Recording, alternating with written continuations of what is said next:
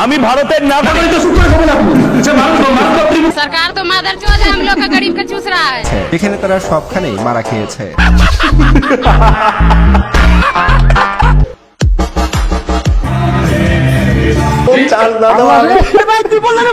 আমার প্রধান উপদেষ্টা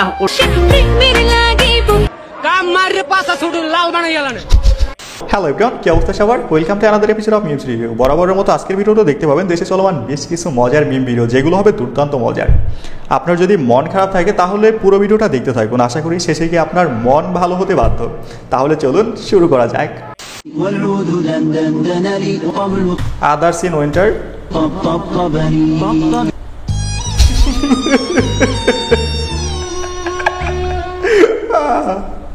ভাই প্রতিবার শীতের সময় আমার সাথে এমন হয়।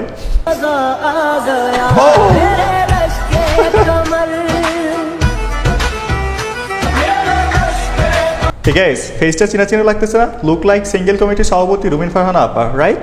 But I am not sure. না না না, রুমিন ফারহানা আপা এটা।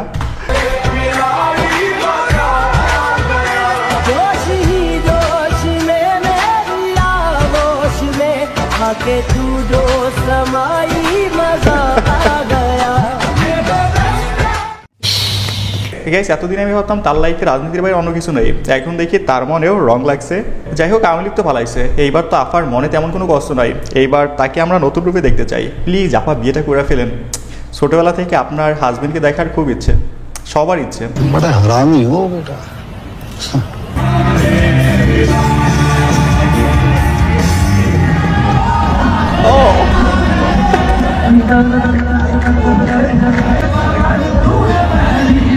Nice couple.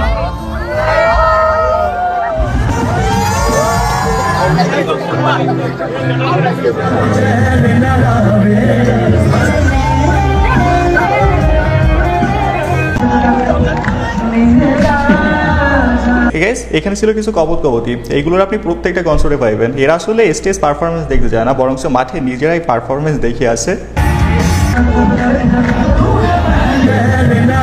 কি এক একটার ফেস এক্সপ্রেশন দেখলে মনে হয় না উপরে বাংলা সিনেমা আর নিচে নেটফ্লিক্স চলতেছে। सरकार तो मादरचोद है, सरकार तो मादरचोद है, हम लोग का गरीब का चूस रहा है। 300 रुपया कमाते हैं, अब हम 2 महीने 500 रुपया कम भरेंगे बिजली बिल, और मोबाइल रिचार्ज भी 300 रुपया कर दिया। यही नहीं, अभी और सुनिए। क्या करेगा सरकार को? सरकार दोगला है, मादरचोद है, माँ के चोद है, दोगला है, ये पूरा घिसता है, ये पूरा घिसता है।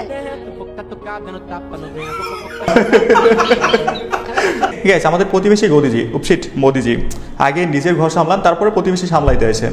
এখানে বিষয়টা এমন হয়ে গেল না, নিজের ঘরে ভাইরাস রাইখা অন্যকে ট্রিটমেন্ট দেওয়ার মতো। পুরো বিষয়টা হাস্যকর ছিল। আদৌ কোনো সামরিক বিভাগ আছে বাংলাদেশের? কোনোদিন বাংলাদেশ যুদ্ধ করেছে? এমনকি বাংলাদেশ সেনাবাহিনী জাতিসংঘ মিশনের মাধ্যমে বিশ্বের প্রায় 40টি দেশে যুদ্ধ করেছে। সেখানে ভারতীয় সেনাবাহিনী গোমূত্র খেয়ে শুধু পাকিস্তান ও চীনের সাথে যুদ্ধ করেছে। সেখানে তারা সবখানেই মারা খেয়েছে।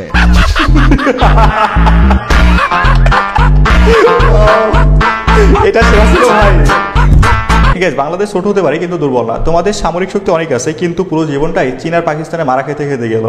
নেপালের মতো দেশেও ধাক্কা মারে, বুঝেন তাইলে সামরিক শক্তিতে লাভটা হইলো কি? আপনি কি ভারতের কি? আপনি আমি ভারতের নাগরিক। আমি ভারতের নাগরিক। তো সুপ্রিম খবর আপনি যে ভারত কর্তৃপক্ষ বলতে, ভারতের প্রশাসন বলতে, ভারতের নির্বাহীরা বলতে, আপনি আমরা পাকিস্তানে যাবো না, জাপান যাবো, সে আপনার ভিসা বন্ধ করে দেন, টোটাল যোগাযোগ বন্ধ করে যাবো না। আপনার ব্যর্থ হয়েছে, আপনার আমাদের সাথে ব্যর্থ হয়েছে, আপনাদের কূটনীতি ব্যর্থ, সমরনীতি ব্যর্থ। মন্দিরে 5 কোটি মুকুট নিয়ে আসছেন, মুকুটে কি করবো আমরা? আপনি আমাদের জায়গা জমি নিয়ে যাচ্ছেন আর মুকুট করতেছেন। এখানে আসেন। ঠিক আছে, এই বক্সুদ এখন কথা বলতেছে না কেন? সারাদিন তো সার্কাসের বানর মতো লাফালাফি করে, এখন মুখ দিয়ে একটা শব্দ বের হইতেছে না কেন? নাকি মলম শক্ত হয়ে মুখে লাগিয়ে গেছে? আমার তো তাই মনে হচ্ছে। যেখানে পুরো ভারত ফুটবল দলের মূল্য 72 কোটি টাকা, সেখানে হামজা চৌধুরীর একারই মার্কেট ভ্যালু 55 কোটি টাকারও বেশি। হামজা যুক্ত হওয়ায় ভারতকে টপকে এখন সাউথ এশিয়ার সবচেয়ে দামি স্কোয়াড হবে বাংলাদেশের। ক্রিকেটের স্বপ্ন তো আমরা সাইডাই দিচ্ছি, এবার দেখা যাক ফুটবলে কি করে। তবে একজন মাত্র হামজা চৌধুরীকে দিয়ে বিশ্বকাপ জেতা সম্ভব নয়, অন্যদেরও ভালো পারফরমেন্স করতে হবে। তবে আমরা আশা রাখি এইবার অন্যবারের চেয়ে অনেক ভালো করবে বাংলাদেশ টিম। আমি বাংলা মারতে পারি ওকে সো হামজা ভাই আপনি বাংলা কইলক যে ওগুলো থ্যাংক ইউ ওগুলো যেন প্রোগ্রাম আইসো দেখবার লাগি। আরে কাকা আপনি বাংলা শিখান, সিলেটিয়ান না, নাইলে কয়দিন পর পাবলিক বলবে হামজা ভাই বাঙালি না, সে সিলেটিয়ান। গাইস, বাংলাদেশের একমাত্র রাজ্য হচ্ছে সিলেট, যাদের আছে নিজস্ব ভাষা, নিজস্ব বর্ণমালা। উপসিট বর্ণমালা তো নাই, দেখেন কিছুদিন পর এটাও হয়ে যাবে। তবে আপনারা যে যাই বলেন না কেন, সিলেটি ল্যাঙ্গুয়েজটা আমার কাছে বেশ কিউট লাগে। আমারে প্রধান উপদেষ্টা করতে কইছে, প্রাইম মিনিস্টার, প্রেসিডেন্ট করতে কইছে। আমার এসবের লোভ নাই ভাই, আমার শুধু একটাই লোভ, কচি কচি সুন্দরী চরণ।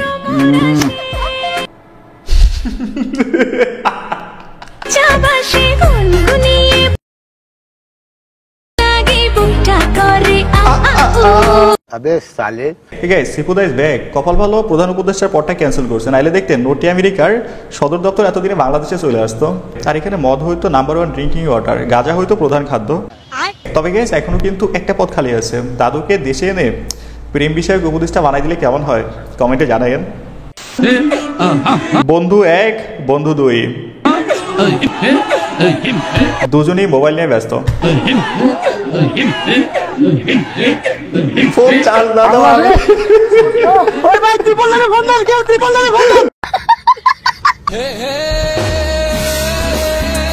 Everybody enjoying winter, me with exam and 101 problem.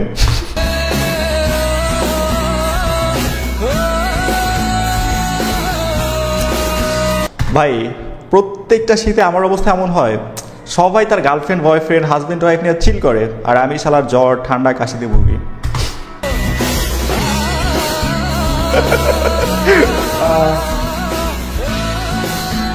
Guys, আপাও নাই মুখে হাসিও নাই, স্বজন হারানোর বেদনা যে কি জিনিস এইটা একমাত্র আমাদের চুপ্পুদাকে দেখলেই বোঝা যায়। জয় বাংলা।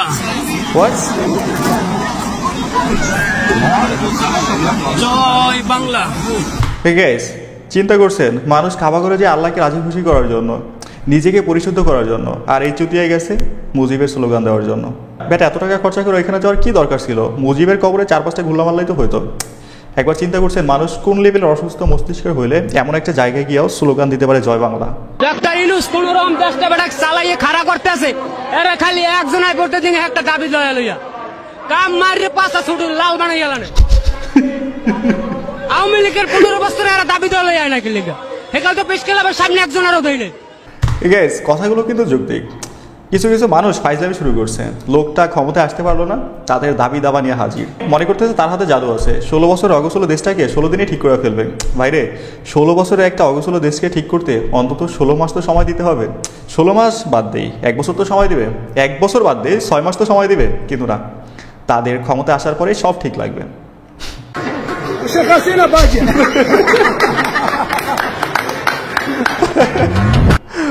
হাসু আপা কই আপনি, দেখেন কি কয়, আফগানরা আপনাকে নিয়ে মজা নেয়। একটা মেয়ে, আচ্ছা, ওর নাম হচ্ছে লোনা। আচ্ছা আচ্ছা, ও অনেক শর্ট খাটো। আচ্ছা, হুট করে একদিন সকালবেলা উঠে সবাই দেখে লোনা লম্বা হয়ে গেছে, স্মিতার সমান। হ্যাঁ, তো লোক এখন কি বলবে? সবাই লোনাই বলবে। বার্সেলোনা। বাহ, Barcelona.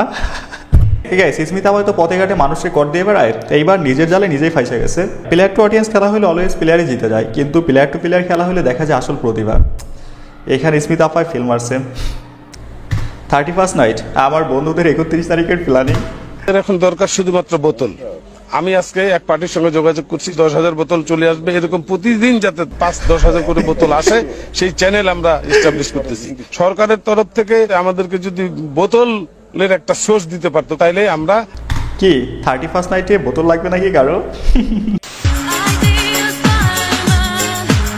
Doctor Mohammad Yunus sir আবারও নোবেল পুরস্কার পেতে যাচ্ছেন।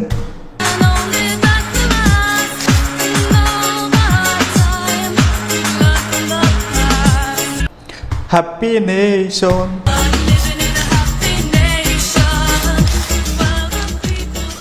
শুভকামনা বাংলার উজ্জ্বল নক্ষত্র ডক্টর মোহাম্মদ ইউনূস স্যারের জন্য। তিনি শেষ বয়সে আবারও নোবেল পুরস্কার পেতে যাচ্ছেন তার দেওয়া 303 জন্য। ঠিক আছে, এই ভিডিওটা দেখার পর থেকে আমি কেন যেন প্রতিবেশীর ঘর পোড়ার গন্ধ পাচ্ছি। আপনারা পাচ্ছেন নাকি?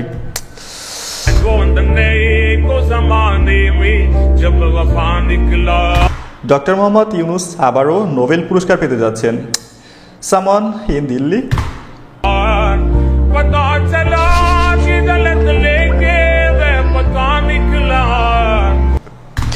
এই ভিডিওগুলো দেখলেই ভাল লাগে। সম্মেলনে ফিলিস্তিন প্রসঙ্গে শক্তিশালী বক্তব্যের জন্য প্রধান উপদেষ্টা ডক্টর মোহাম্মদ ইউনূসকে ধন্যবাদ জানিয়েছেন ফিলিস্তিন মুক্তি সংস্থার মহাসচিব হুসেইন আল শেখ। বৃহস্পতিবার কায়রোতে শীর্ষ এই সম্মেলনে প্রধান উপদেষ্টা ডক্টর আমরা তো এমন একজনকে চেয়েছিলাম, এই মানুষটাকে এই জন্যই এত বেশি ভালো লাগে। 2024 সালের বর্ষসেরা দেশ নির্বাচিত হয়েছে বাংলাদেশ। প্রভাবশালী ব্রিটিশ সংবাদ মাধ্যমটির সেরা দেশের তালিকায় সিরিয়াকে হটিয়ে শীর্ষে উঠে এসেছে বাংলাদেশ। অবশ্যই বাংলাদেশ 24-এর বর্ষসেরা দেশ হওয়ার যোগ্যতা রাখে।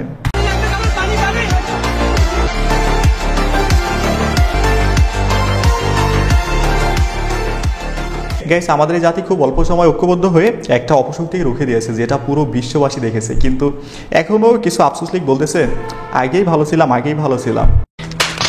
আর এই নতুন বাংলাদেশের সবচেয়ে বেশি অবদান হচ্ছে প্রবাসী ভাইদের। স্যালুট প্রত্যেকটা রেমিটেন্স যোদ্ধাকে। এভাবে যদি আমাদের দেশটা চলতে থাকে না, তাহলে দেখবেন খুব দ্রুত ইন্ডিয়াকে পিছনে ফেলে আমাদের মাথা পিছু বেড়ে গেছে। তারা সবসময় আমাদের বলে না যে ভিক্ষুক, তখনই হবে আমাদের উপযুক্ত জবাব। করতেছি কই চুম্বাইয়া তো পুরো মেসেঞ্জার আজকে লাল করে ফেলবে।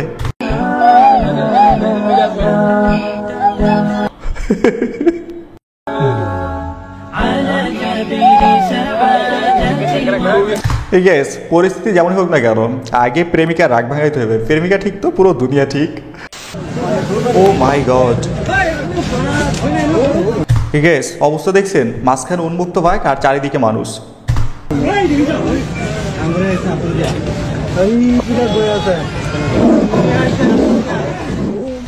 একবার চিন্তা করেন, যে দেশের মানুষ উন্মুক্ত বাঘ দেখতে ঘরের বাইরে চলে আসে, তাদেরকে নাকি আবার ভারত ভয় দেখায়।